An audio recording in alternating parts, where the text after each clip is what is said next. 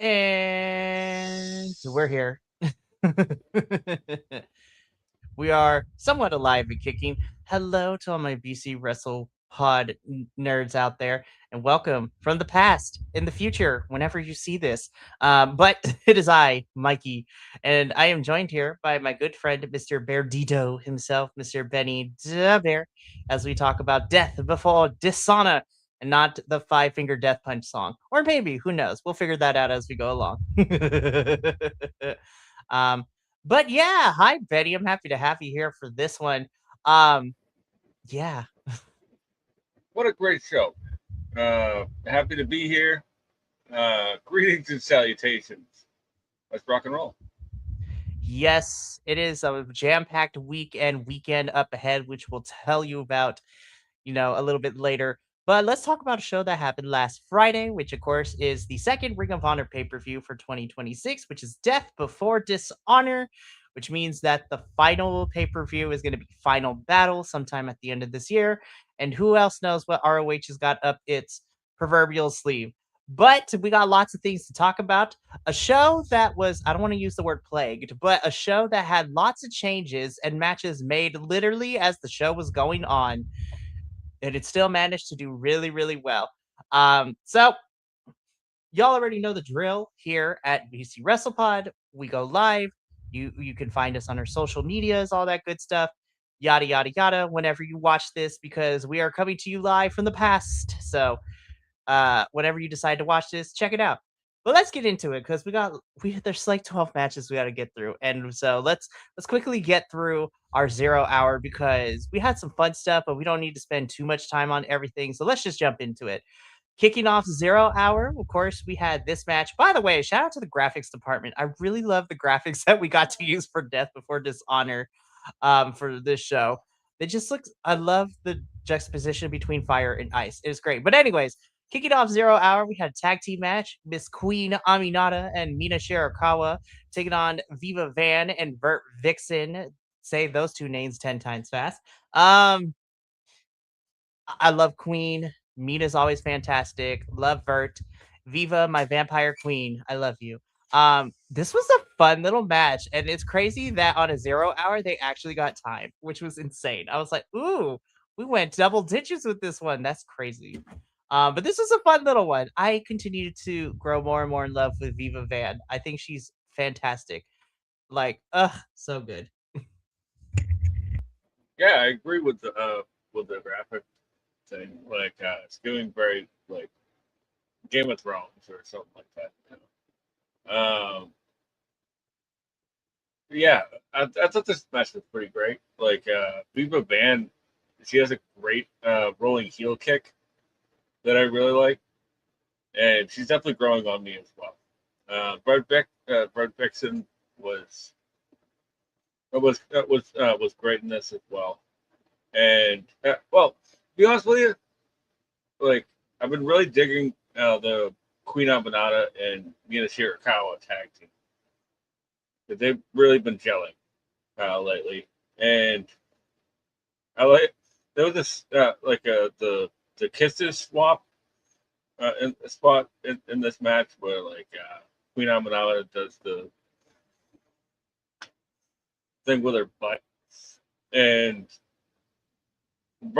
uh, Viva Van had done it beforehand, which I thought was really funny and really playful because that's just where the Aminata is, you know.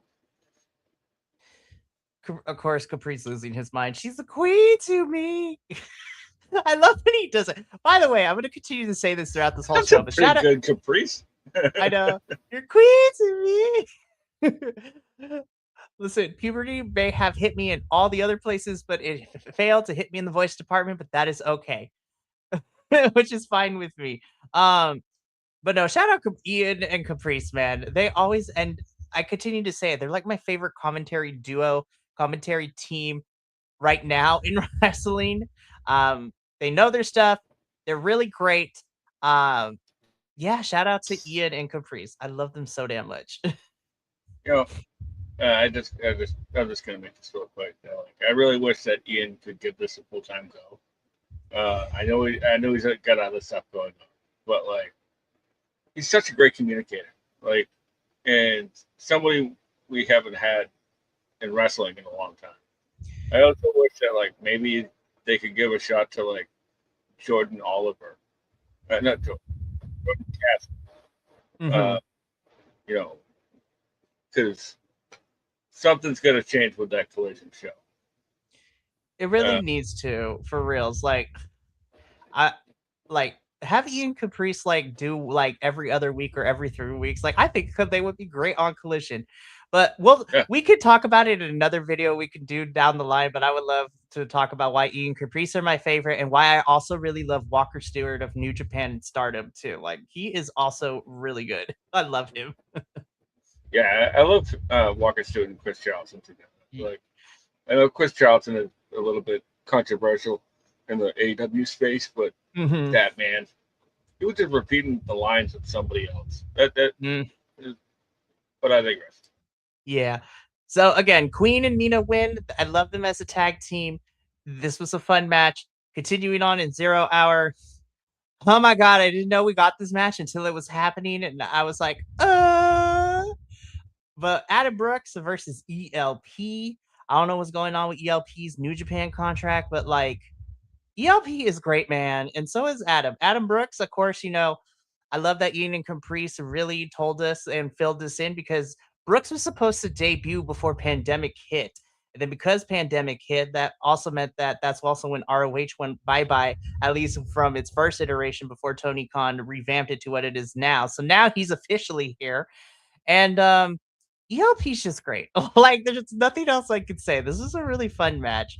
I really enjoyed it. Like I love ELP, man. He's just so good. And he's a great person too. I love him. So yeah, that's all. Yeah, I didn't know this match was gonna happen until they came out. So, because I was like literally writing like Adam Brooks versus ELP in my notes, and ELP like it feels like he's freelancing at this point, you know, like which rules for him because just gets his name out there and everything, you know. And like with Adam Brooks like being like let go in 2021, like how many people did that happen to? That really sucks, man. Like that pandemic really broke up a lot of stuff. Like, I but know. I'm what gonna say? No, I was gonna say I know, and like ROH really tried to do right by their wrestlers because I also read hearing lots of wrestlers that were part of ROH who were under contract at the time, like even during pandemic, as hard as ROH was trying to keep its doors open, they were trying to make sure that everybody was still getting paid, even Yeah, during pandemic, even with money troubles. Like they were making sure everybody got paid. So I can't fault them because they were trying to do right by them, which no, no unfortunately doubt, in this, no doubt, no doubt. yeah. So, I mean, ELP man, great. Yeah, and Adam Brooks, this was a fun one. So, moving on to our next match, really quickly. Just yes, loved it. I said it on social media. I'll say it. I'll say it again. All the flips. This was just all the all the flip, flips. all the flips, indeed. And give me Commander and AR Fox 1-on-1. Let's go. Like, Yeah, also very interesting for Soleil. I love him. Of course, formerly known as Sidney Akeem. Love him as yeah. well. So love it. But yeah, all the flips. Great stuff. Moving on. My boys, y'all just lost your GCW Tag Team Championship. So hopefully that is a sign. That means we're gonna see you more on ROH and AEW. But Alec Price and Jordan Oliver, Busta in the Brain, taking on the Don Callis family, Echiseto, Brian Cage. Fun stuff. Yeah. This was pretty great. Like, I also didn't realize how big Jordo was, and until this match, because as big as Jordo is, Brian Cage is as wide. Like, I was just like, it is insane how like size wise there, like height wise. I was like, yo, this is insane. it could not be any different. Body shaming. I'm not body shaming anybody. I'm just saying it was like a stark contrast. You know, that's Oh all I no, mean. 100%, and nothing by it either. Like, oh my goodness, this was fun. Don Callis family picks up the win. We gonna talk about them in a little bit too because I'm like, there's a certain match that had a big old brawl. I was like, how many tag teams are in this ring right now? Holy hell! um, Alec Price, man, I love that kid, and that sell at the end was absolutely insane. his Absolutely insane. That bump on the uh, yeah, the spiking hurricane, Hurricane Rana. My bad. Oh, 100%. Buster in the Brain has such a unique offense, and Alec Price has unique offense. Anyways, it's unique too. But Don Callis family wins. That is what takes us out of 0 hour into our main card. So let's get into the main card. And we kick things off with this match, the ROH World Six-Man Tag Team Championship match. We have the champions, Dalton Castle, and the Outrunners taking on Lethal Twist. So that is Jay Lethal, Lee Johnson, and Vanilla Baby himself, Blake Christian. Um, Blake is such a dick. and I love him for it. Like, he's such a dick heel, and I love it. Like, when he took the title off, I was like, yo, this man's been wrestling it with it forever. He never takes it off. How dare you take it off? You're such a tool. And I love you for it. Yeah, and Turbo was so pissed too, like that he got it, and then like it instantly backfired on Turbo. It's like, uh, no, Turbo, focus up, bro. Come oh, on. We got my bad. It was it was Truth Martini, Truth the Martini. Truth uh, Magnum, yeah. Truth Truth, get Magnum. it Yeah. together. We have things to do. Sorry. You are Um, good. I really liked this match because like at first like they had swapped corners, and like Bryce was like, "Wait, what? Who's what? You're supposed to be over there." And then like there was like a illegal tag, and then like Bryce like used the audience to figure out who was the legal man, which was really fun. I love Bryce so much. Honestly, one of the best refs that they have. So much Oh, personality. 100%. Bryce is great. This match was also really fun too. Now there is a point though. I was a little worried because it looked like Dalton may or may not have hurt himself towards the tail end of this match. And I was just like, Dalton, we just got you back. No. I mean, I haven't heard any Yeah, word if he's like out, but I haven't heard anything, so I'm gonna assume he's okay. He just took a nasty spill. Um, but yeah, man, like I'm kind of sad. Spoiler alert that Dalton Castle and Outrunners are no longer champions. But shout out to Lethal Twist. I think this is going to be some fun stuff with them as heel champions. Also, it is important to acknowledge shout out to Jay Lethal as uh he is one of the only wrestlers to hold all 5 men's titles in the history of ROH in his career of both the original and this revamped brand. So shout out to Jay Lethal for that definitely. accomplishment. That's crazy. Lethal's the man. He's always been the backbone of our league. 100%. Uh, And I'm just like I'm happy for Jay, but I'm also really excited for Lee and Blake here too. Getting some gold here in ROH. They're gonna be fun. Like they're gonna be fun trios champions or 6-man champions. My bad. So we'll see what happens next. But this was a really fun opener, and yeah, this was really good way. By the way, shout out to this crowd too. I don't care if it's because they were in the building. This crowd got it. This crowd was fantastic all the way through. Thank you guys because I've been kind of poo pooing on the Dynamite and Collision crowds. So, ROH, Death Before Dishonor crowd, thank you for doing what needed to be done. Anyways, let's continue because, um, I love Steph so much and I love Deanna so much. And yeah, man, like first of all, everybody, most of the people got the memo when it came to their ring gear. I was like, yes, love that, got the reference, cool. So really quickly to set this up, this is our ROH Women's Pure Championship match. Deonna Purrazzo, the Virtuosa, defending her title against Steph Delander. Um, yeah, like I said, Steph Steph really being the bruiser in this match, man, using those those closed fists to get what she needs and just absolutely knocking Deanna on her ass a few times. But it did come to bite her in the butt in the end, though, because Deanna would capitalize and, submit her. But there's not really much to say. I enjoyed it for what it was. I was a little bummed this only got 8 minutes. Didn't really feel like too much of like a like a true pure rules match. But then again, the story going into this is that Steph was kind of using the rule set to her advantage to create some distance and to get what she needs. But Deanna was able to kind of play the game and wait her out a little bit and struck with her submission. Oh my goodness. They keep calling it something things. Like I know in TNA she calls it the Queen's Gambit as her submission maneuver. Um, but yeah, they it's the always keep Venus de Milo. yeah, Venus de Milo is what they're calling it here.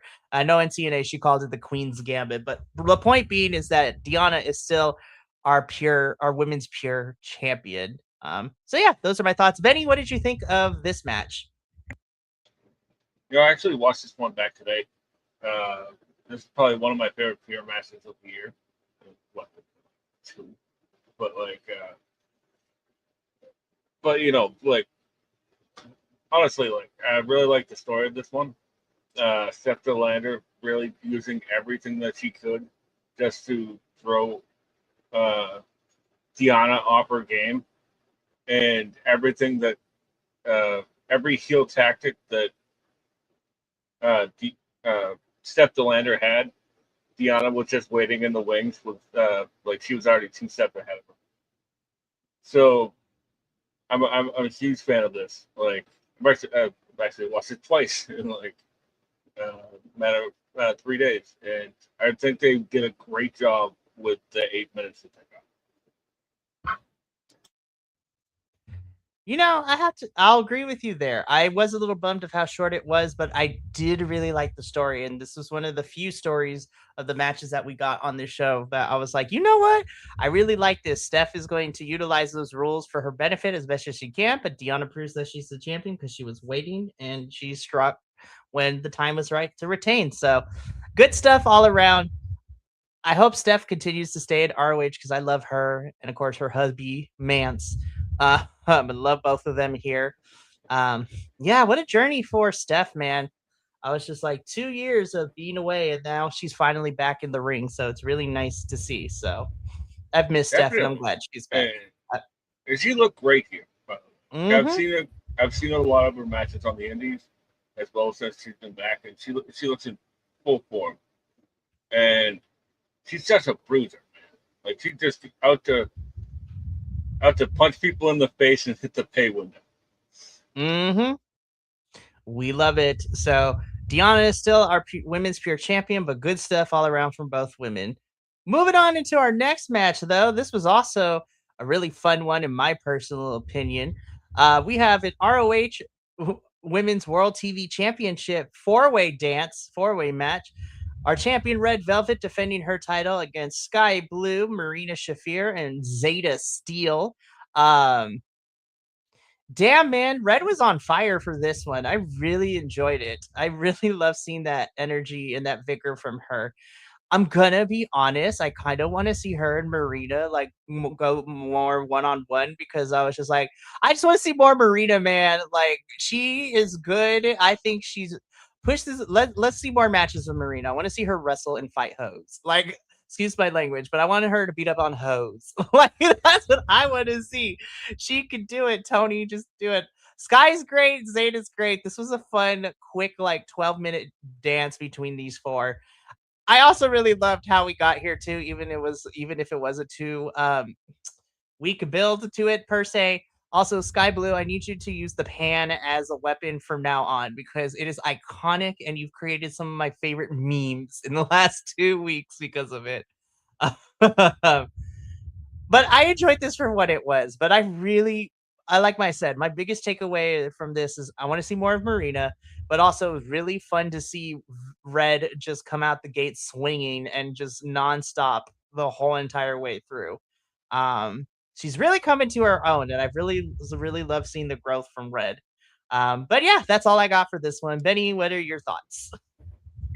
Yeah, I thought that was great.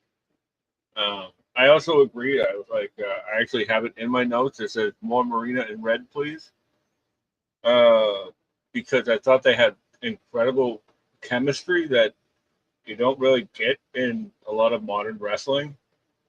Like, there's a lot of grappling in this tag match, in this four way. Sorry, and in the tag match that was at the duel before the death before the sun, or whatever it was. Right, like it's like a paragraph of a name.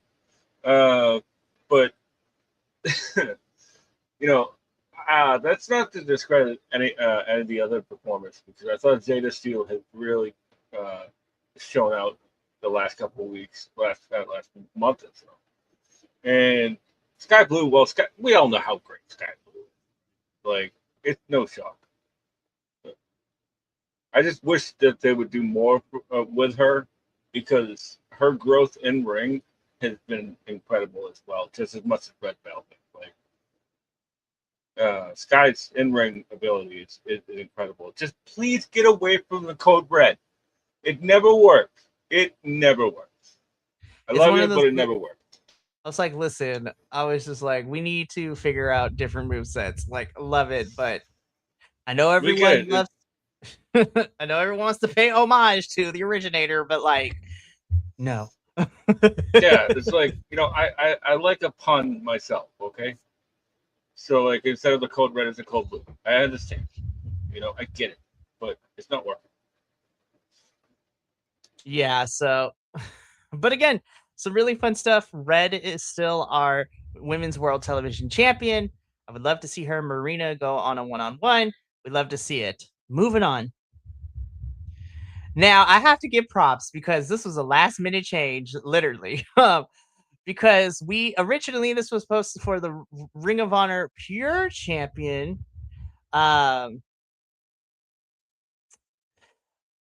it was supposed to be Lee Moriarty versus Nigel McGuinness. However, Nigel set kind of, I don't want to say pulled out, but Nigel was not medically cleared, and he is, given his whole situation and his extent of his injury. I also feel that AEW didn't want to jeopardize what's going on with the Continental Cup, and so literally the episode the episode before the pay-per-view, we had Wheeler Yuta and Katsuyori Shibata have an unofficial like number one contenders match in which Shibata won. So Shibata would earn the right to face Taiga Style Lee Moriarty for this pure championship. Um Very nice, like short 9 minute bout. I know it's not the match we were originally going to get, but come on, it's Shibata. Shibata Bread out here is literally, his moniker is the wrestler, and you already know you won't get good stuff from him. And Lee is also fantastic. Moriarty is great. Like, not what we originally planned, but still really fun. Yeah. Uh, I'm gonna be honest right now. Like Lee's probably one of my wrestlers of the year right now. Like it's a short list of wrestlers of the year, simply because I think he's brilliant, and we finally got dickhead Shibata back in this. Like, and and that's what we've all been waiting for, right? Like, yeah, like Happy Shibata has been great for like the past 2-3 years, whatever, right? But like his name is the wrestler because he's no shenanigans, right? Like it's no thrills, no frills. Like he's just gonna show up and beat your ass and leave, right? Like, uh, but uh, I'm really glad that Lee Moriarty does those neck bridges because that spot on the outside with the guardrail, like with the tope suicida, where like you just see Lee's neck go. Oh, that looks awful. Oh, that looks awful. It's like, oh no. This wasn't the first time I had noticed it all night, but like I think it was like probably in the first match, right? I'd noticed that like there's no margin for error on the outside of the ring tonight. Like there's no margin for error. Mm-hmm. There really isn't, and I was just like, oh, this can go 100% really bad. But thank goodness it wasn't. um, Yeah, luckily everybody got the memo. Catch everything. please, you know. please, please. But yeah, again, even though this was not the match we were originally going to get, I already knew we were going to have a really good time with this one, and a good time was had. Lee Moriarty, Tiger Style, is still our pure champion. Um, yeah, when Nigel is better, man, I really hope we get that third encounter between the two of them. Like, holy hell, I'm so ready for it. Like, Yeah.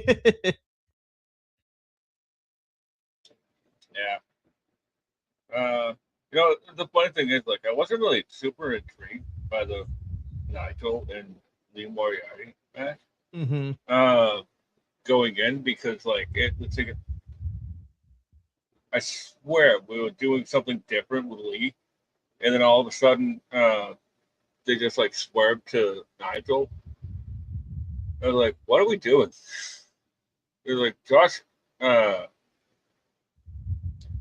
good evening. Good evening there. I see. Like, I thought it was going to be Josh Woods, Right. like, at Temple for Dishonor. But, uh, you know what? Shibata rules, anyways.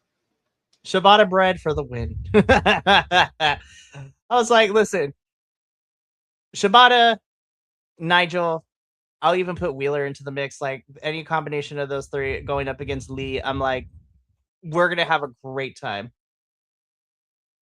Ooh, this is a fun question.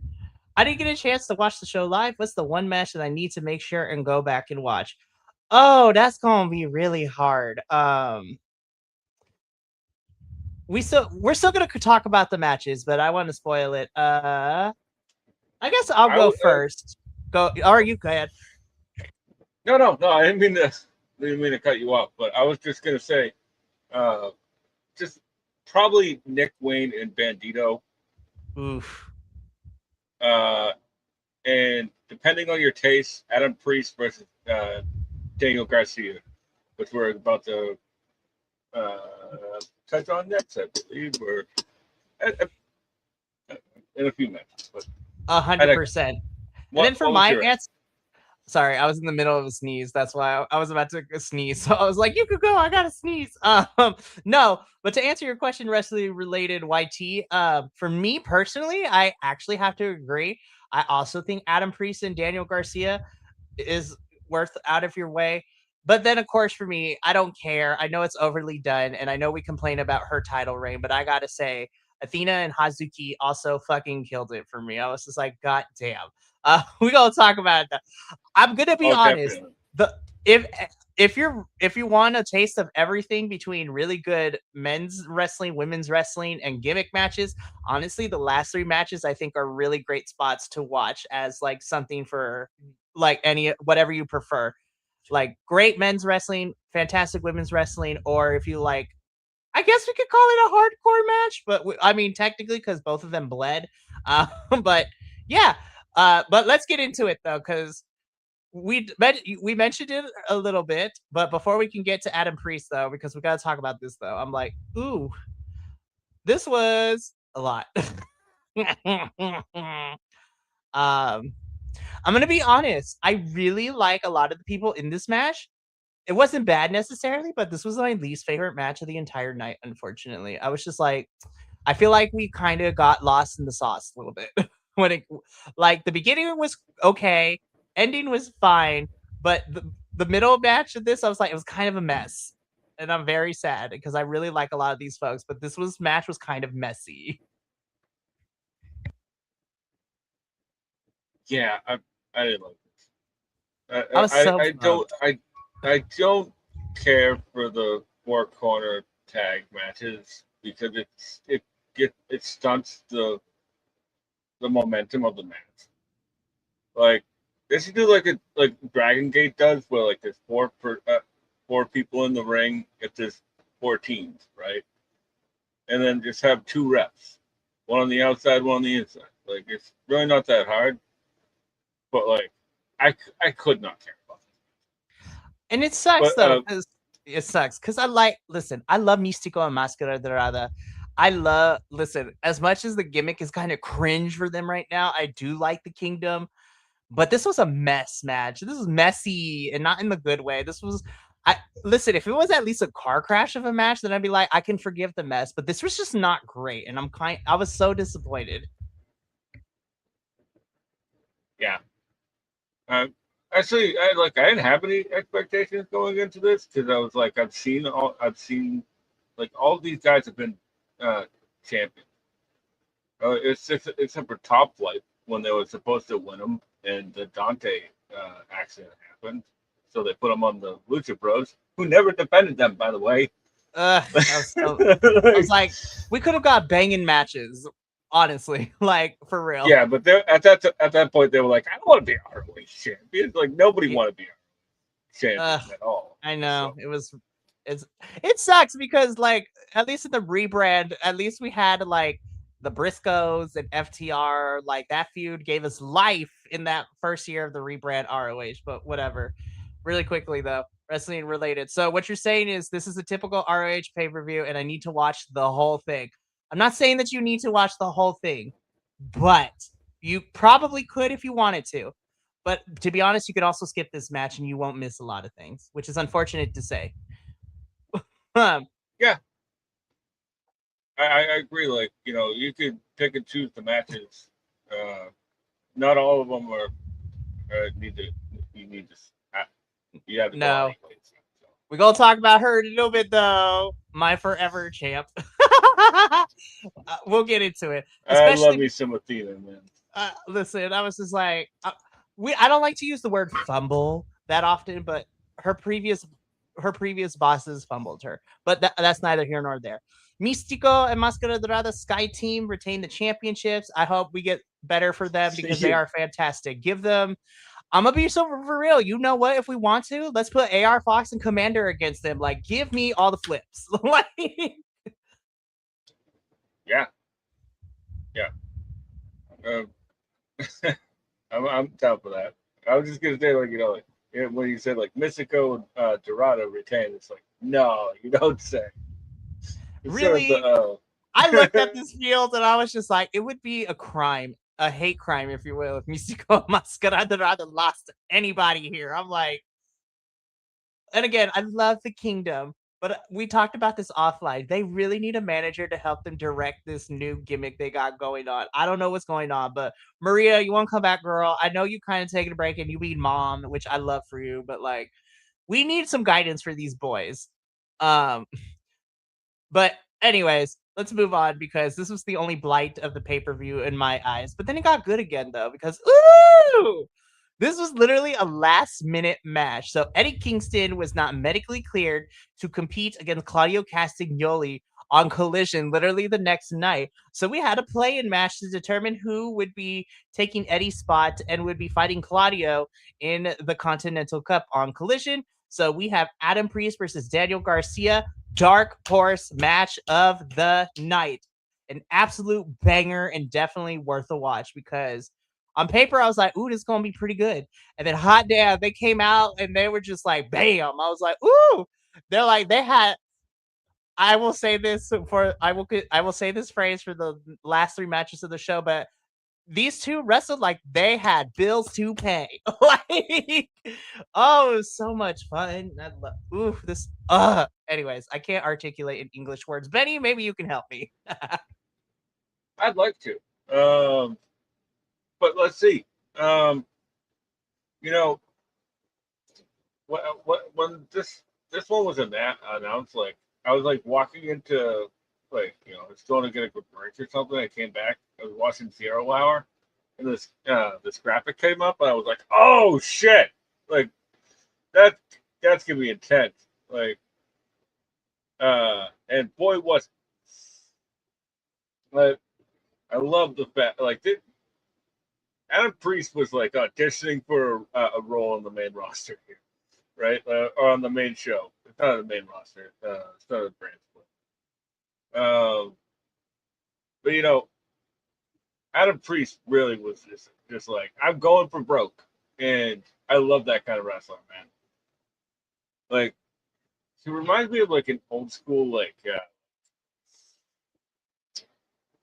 I don't know the WCW like TV champion type wrestler, right? Like he's just gonna throw night beds, chops, and kicks, and work over your leg for the for the next 30 minutes. That's pretty funny because like both of them were working the leg, right?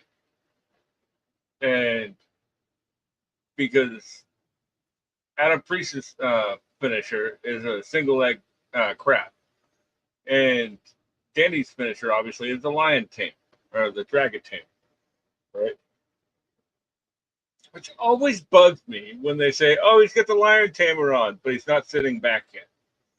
You know, because it's like it's not really the lion, the bracket tamer. Like he has to sit back on it to, really wrench it in. Like Danny is so good, but also Adam Priest. I don't know if underrated is the more accurate term to describe Adam anymore, but like he's just so damn good. Like honestly. Yeah, like I remember like I started watching DPW a little while ago, like probably like just before it closed up. And the first match I saw of it, I was like, "Who the hell is this guy? Like, what is this?" Like I don't know too much of how he would work in like a technical style, which I think he would be great at, but if we're gonna hold off between Nigel and Lee uh for a little bit, I would like to see Adam Priest and Tyga style go at it, like in a proper like give them 30, 40, 50 minutes pure match. Like anyways, really great dark horse match, like low key banger. Denny would win, and he would spoiler alert, he tried really hard, but Claudio Castagnoli beat that ass.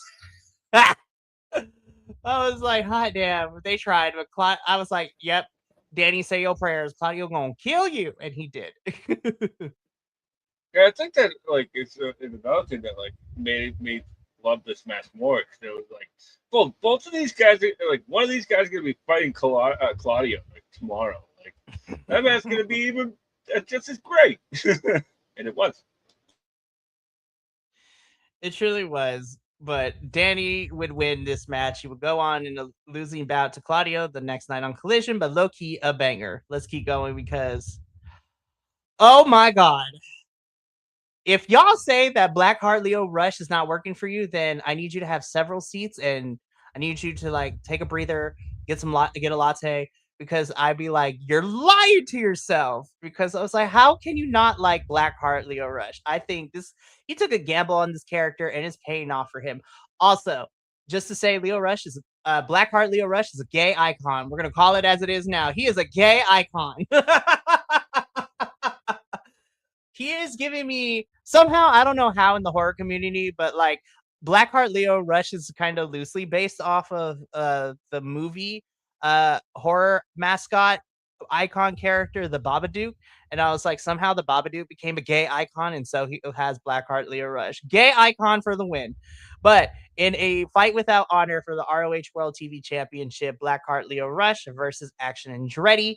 I really like the story and the recap package for this one.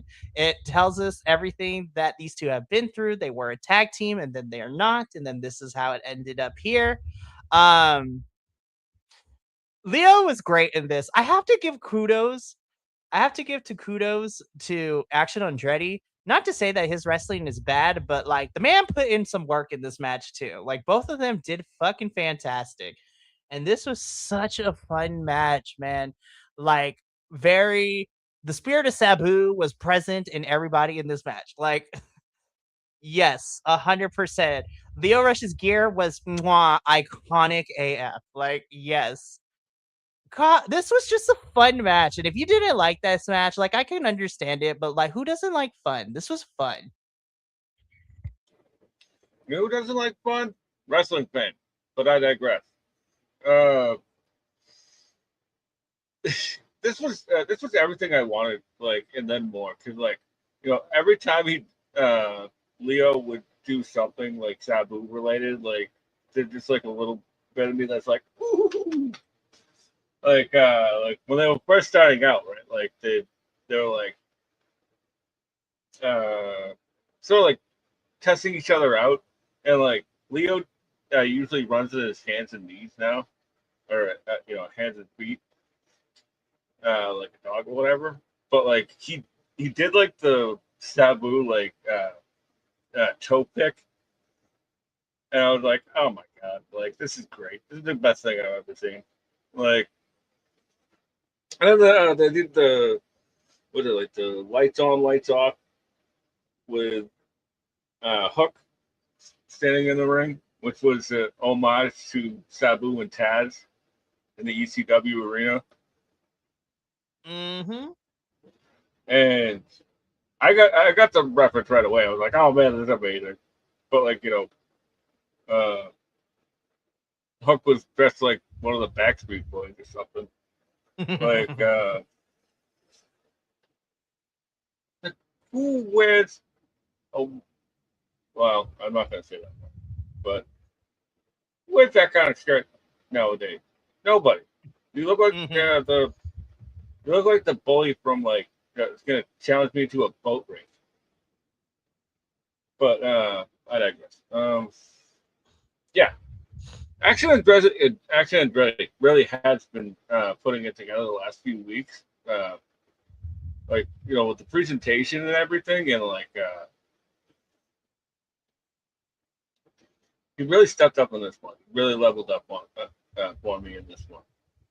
And I, you know what? They even changed my opinion about the ops because I like the ops as like a crew of degenerate young kids.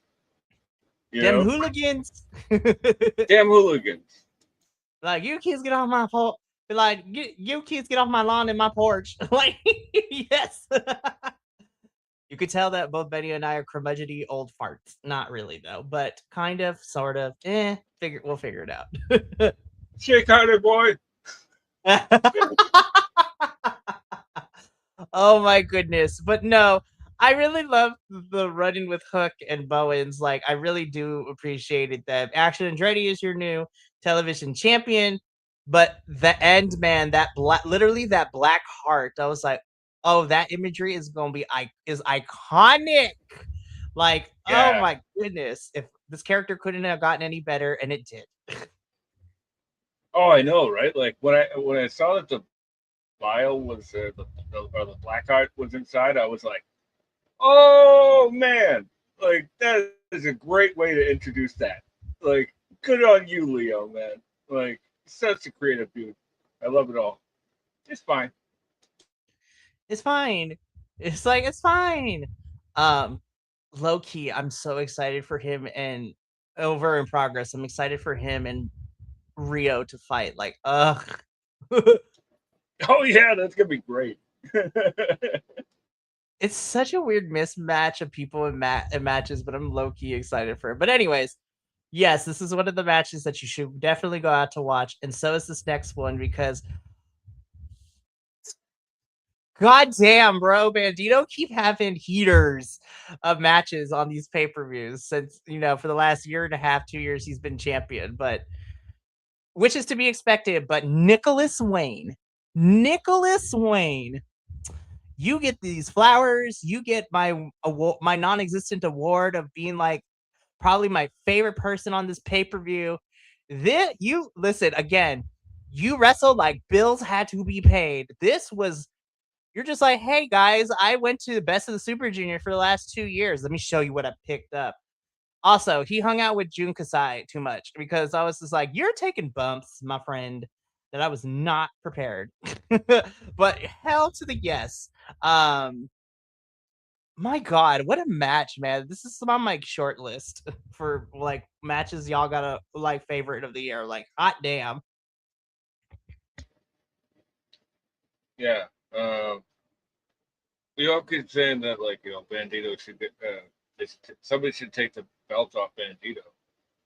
And this probably would have been a great moment to do it because this crowd was electric for this match. Because I forgot to mention it with the Adam Priest match, like, that crowd only cared about Daniel Garcia for like the 3/4 of that match, right? Like,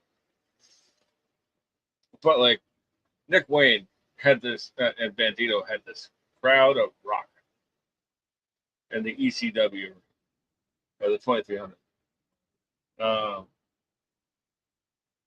and Bandito has just been, he just brings the best out of everybody. He really does.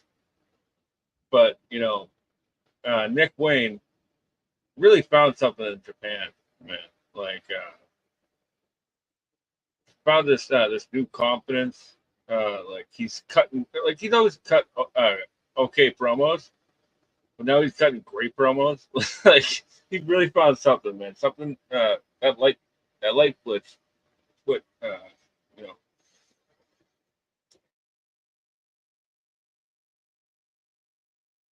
God. Like honestly, like I there's not enough words to describe of how great this match is. And I'm gonna get a little bit weird with it, Benny. So I apologize in advance. But like, I'm not a parent in any means necessary. But I want to say, as a wrestling fan, I don't know if this makes a lot of sense, and maybe you can help me, Benny, here. But I'm proud of Nick. I don't know if that makes any sense, but like, since coming onto my AEW screen, because like I kind of heard of his name, but I wasn't really knowing Nick Wayne until he became a part of AEW and all of that. But I'm really proud of Nick, man. Like, holy hell, just the turnaround he's had in the last couple of months of fighting his character. It's working really well. Having kind of getting television time, and he gets this match. I was like, this is a statement match for his little young career, and I'm hoping that this we continue to push him upward. I'm proud of Nick. Yeah, and like one thing I love is that he's sort of like doing a Christian Cage imitation, like with his facial expression. Hmm. So there's that. I'm really proud of you, Nick. And Bandito again putting on heaters. Bandito is still your champion, but this match was really fun. Bandito barely won by the skin of his teeth, in my personal opinion, for this one. Nick really brought it, and yes, fantastic as always. But getting into the main event though, Benny. Uh, Listen, I know that certain styles of wrestling may not be any for anyone, and under normal circumstances, I respect and I love your opinion. But when it comes to this match, you're wrong. I don't know, man. Like, I know I complain about Athena's like really long ass title reign at this point, and how she's like, whole like she has held this championship for so damn long. But honestly, though, Hazuki, if Stardom doesn't be careful, honestly, I don't know if Tony would kind of scoop you up when your contract is up, girl, if you wanted to come to the States. But main eventing Death Before Dishonor for the ROH Women's World Champion, the forever ROH champ Athena defending her title against Stardom's Hazuki. Oh my god, like I don't have enough words. Like brutality, crazy wrestling. I thought they died like at least 18,000 times. Coming to find out later that Athena had a whole entire asthma attack in this match and still kept going. Like, um, I'm trying to be very careful because I don't want to overhype this match because I know this match is not for everyone. But for me, I really fucking love this match. Not just because Athena is great, but honestly, I really think her previous work in AEW has been great, but this is really for the people who had no idea who Hazuki was, and she's like, "Oh, bet, let me show you what I can do." Because, goddamn, man, holy hell! Sorry for my cursing. I'll stop now. Benny, thoughts? Yeah, this match was great. Hazuki is amazing. Um, and she clearly wants to be in the States because she just says like a glow about her, right?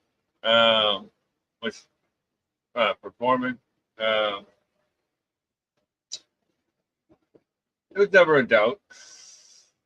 Never once did they make me believe that she was going to win because I knew she wasn't. So this match, I still like the match. It was fine. Like, but I'm going to cut myself off here because I don't want to say anything that because it's fine. Like it was just fine. No, Benny, you need to let your thoughts be known. No, I'm just kidding. I think I know what you're thinking, and I totally understand, friend. I really, really do. Because I probably would agree with you too. I love Athena to death, but like at this point, who gonna take it off her? And the question is, would we care?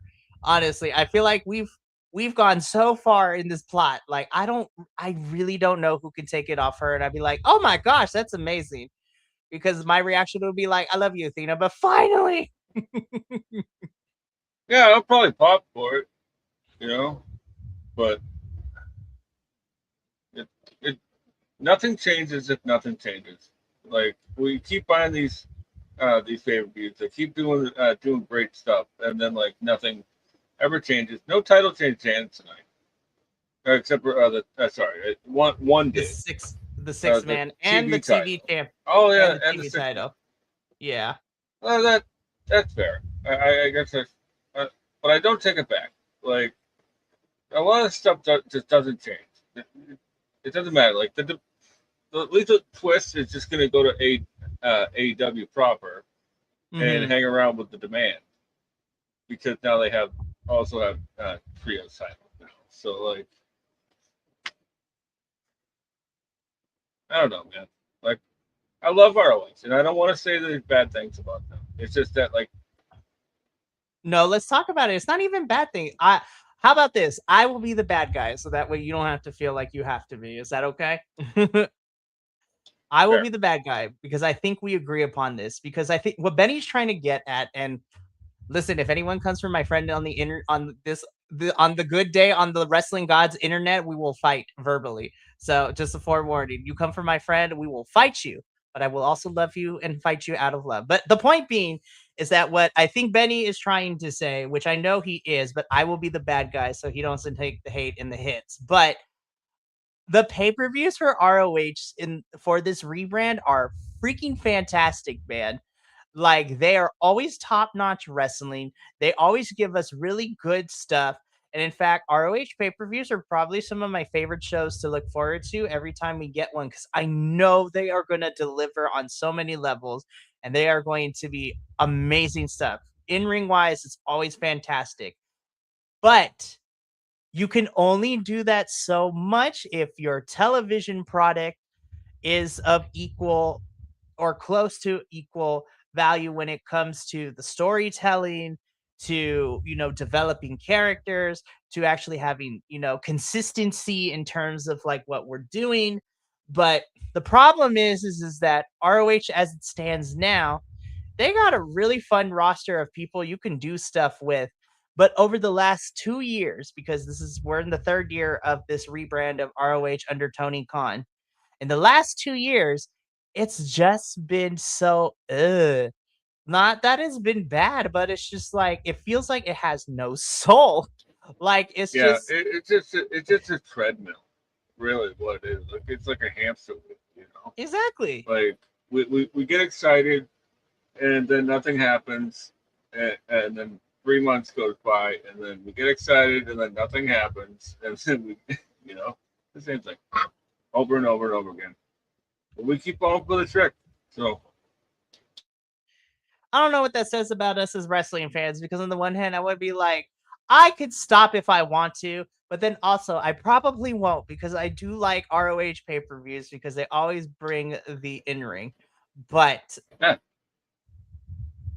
yeah, the matches are always great. It's just the follow through and what they mean, right? Like, because to be honest with you, this is most I'm going to say about it, and then we'll get out of here. Is that like, or I'll stop talking. um, I think the match with the most stakes in this entire show was Adam Priest versus Daniel Garcia. yes, absolutely, because it truly was. This really could go 50-50. Like Uh,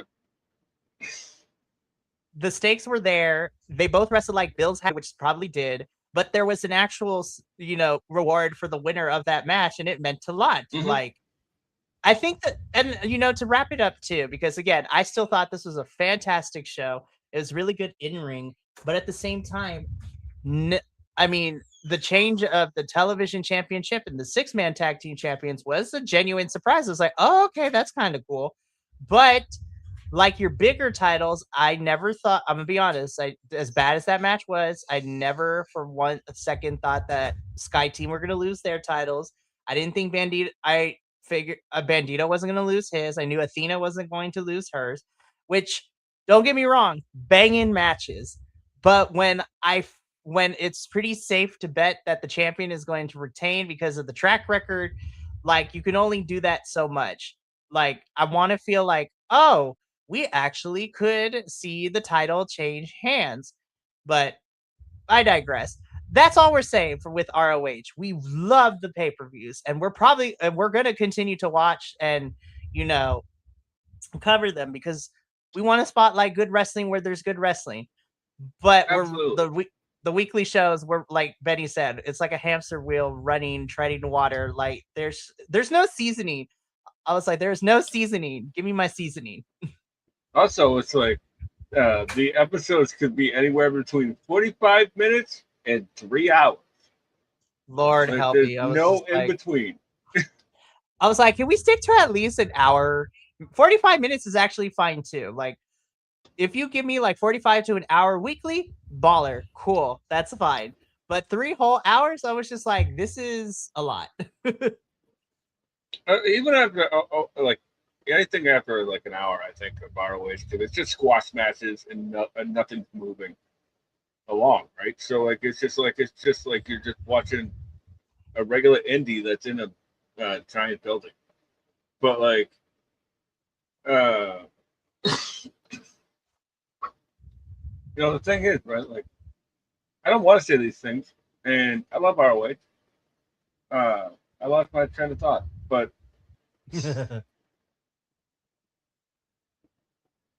like I'm just gonna stop talking. Cut this part out. No, we are not going to do that. Just kidding. Listen, we always say here at BC Wrestle Pod, we are passionate about the things that we love, and we love ROH. We truly, truly do. The history is there. We love the talent that is there, but things need to change if they want my investment to actually want to cover the weekly shows again, like year one ROH rebrand was.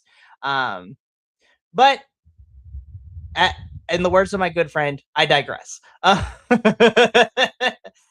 But honestly, though, like I said, this pay per view was fantastic. We just want the TV to be better, as the consensus of what it is. But that's it, because we could be here forever, and I don't want that because we could be here for hours. But anywho, we're about to wrapping up, so that's gonna be it for us here. We got a whole entire packed week though, so stay tuned for all of that. But from all of us here to you at home, remember, take care of yourself, love one another, stay iconic, and more importantly than anything, you always deserve to finish your story. We will see you. Well, I will see you tomorrow for AEW and All In predictions. But until then, sayonara, adios, and until next time, peace.